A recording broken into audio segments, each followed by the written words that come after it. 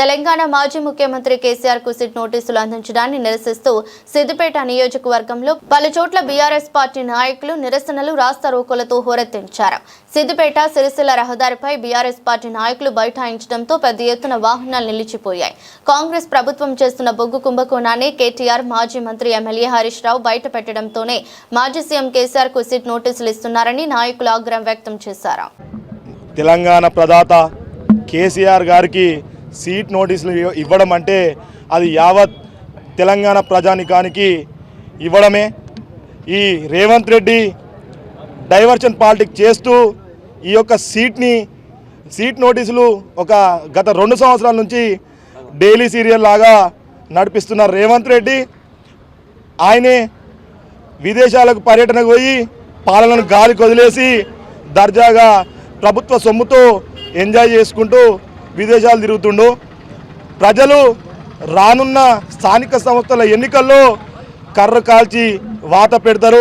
తస్మాత్ జాగ్రత్త రేవంత్ రెడ్డి. యావత్ తెలంగాణ ప్రజానికం మొత్తం గమనిస్తుంది. నీ చిచోర లెక్కలు, చిల్లర చేష్టాలు. ఒక ప్రజాప్రతినిధిగా ఒక సీఎం స్థాయిలో నువ్వు ఉండి చిన్నపిల్లల లెక్క చేస్తున్నావు. నీకు రానున్న రోజుల్లో నిన్ను తరిమి కొట్టి మళ్ళీ ప్రతి ఈ తెలంగాణ బిడ్డ ఈ గులాబీ జెండా కోసం ఈ బీఆర్ఎస్ ప్రభుత్వం గురించి చూస్తుంది.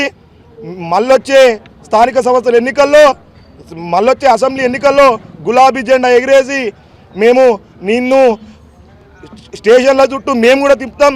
ఈ కక్ష సాధింపు చర్యలు సరైన. ఈరోజు ఈ యొక్క చిన్న కోడూరు మన అంబేద్కర్ విగ్రహం దగ్గర ఈ చిన్న కోడూరు మండలం యొక్క సర్పంచులు, బీఆర్ఎస్ నాయకులు, అలాగనే కార్యకర్తలందరూ ఇక్కడ సమావేశం కావడానికి కారణము నిన్ననే మా ప్రియతమ నాయకులు కేసీఆర్ గారి మీద మీ యొక్క దమనకాండను నిరూపించుకోవడానికి ఒక సిట్ అని వేశారు. మీ యొక్క దొంగ పనులను తప్పించుకోవడానికి, మీరు ఇచ్చిన వాగ్దానాలను నెరవేర్చకుండా తప్పించుకొని తిరగడానికి మొదటగా మా నాయకుడు హరీష్ రావు గారి మీద సిట్ వేశారు.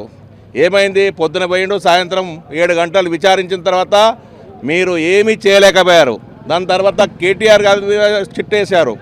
దాని మీద కూడా ఎలాంటి యాక్షన్ లేదు, దాని మీద ఎలాంటి ప్రోద్బలం లేదు. మీరు కావాలని కక్ష సాధింపు చర్యలో భాగంగా ఈ ముగ్గురు మీద ఏదైతే సిట్లు వేసేసి వారిని ప్రజల దృష్టిని మరలించడానికి మీరు ఎంతైతే కుట్రలు పన్నుతున్నారో మీ కుట్రలు ఎట్టి పరిస్థితుల్లో సాగవు.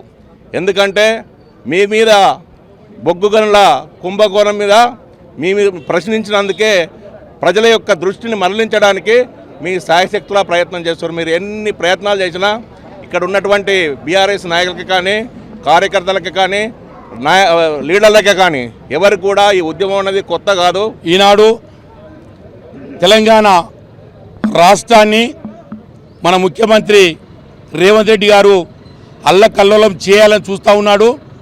మరి నాటి సీమాంధ్ర నాయకుల చెప్పు చేతలలో, కనుసలలో మెదులుతున్నటువంటి రేవంత్ రెడ్డి గారు ఇవాళ తెలంగాణను పూర్తిగా ముంచాలని చూస్తూ ఉన్నాడు. తెలంగాణ సాధించినటువంటి మహోన్నతమైనటువంటి వ్యక్తి, అపార భగీరథుడు, జల సాధకుడు, రైతుల కన్నీళ్లు తుడిచినటువంటి మహాయోధుడు, ఉద్యమకారుడు. మరి కేసీఆర్ గారి పైన అక్రమంగా కేసులు పెట్టి ఆ కేసుల ద్వారా మరి కేసీఆర్ గారిని చిన్నగా చేయాలి, కేసీఆర్ గారిని అరెస్ట్ చేయాలి, కేసీఆర్ గారిని మరి జైల్లో పెట్టాలనే ఒక దుర్బుద్ధితోని ఈరోజు రేవంత్ రెడ్డి గారు మరి అక్రమంగా కేసులు పెట్టి ఇలా సిట్ ద్వారా నోటీసులు పంపుతూ మరి రాష్ట్రాన్ని అల్లకల్లోలం చేయాలని చూస్తూ ఉన్నాడు. బిడ్డ రేవంత్ రెడ్డి, తెలంగాణ ప్రజలు ఆశామాషి ప్రజలు కాదు, ఏదో సాగు తప్పి కన్ను లొట్టవేనట్టుగా 10 సంవత్సరాలు బీఆర్ఎస్ ఉంది కాబట్టి ఒక్కసారి నిన్ను చూద్దామని నీకు ఓటేస్తే ఇవాళ మరి ఓట్లు దండుకొని సీటు నెక్కినాక ప్రజల్ని ఎడమకాలతో తన్నుతూ ఇచ్చినటువంటి హామీలను తుంగలో తొక్కి ఇవాళ మహిళలకు 2500 ఇస్తావు, దాని మీద నీకు చిత్తశుద్ధి లేదు. ఇవాళ రైతులకు నీళ్ళు ఇవ్వాలి, దాని మీద నీకు చిత్తశుద్ధి లేదు. రైతులకు పూర్తి స్థాయిలో రుణమాఫీ చేయాలి, దాని మీద నీకు చిత్తశుద్ధి లేదు. మొన్న రైతు బంధు వేయాలి ఈ సీజన్కు, ఇప్పటికి కూడా రైతు బంధు వేయలే. ఇవాళ మళ్ళా ఎలక్షన్లు వచ్చినాయని చెప్పి దాన్ని మరుగున పడబెడతా ఉన్నాడు. ఎలక్షన్ పేరుతోని అసలు రైతు బంధునే లేకుండా చేయాలని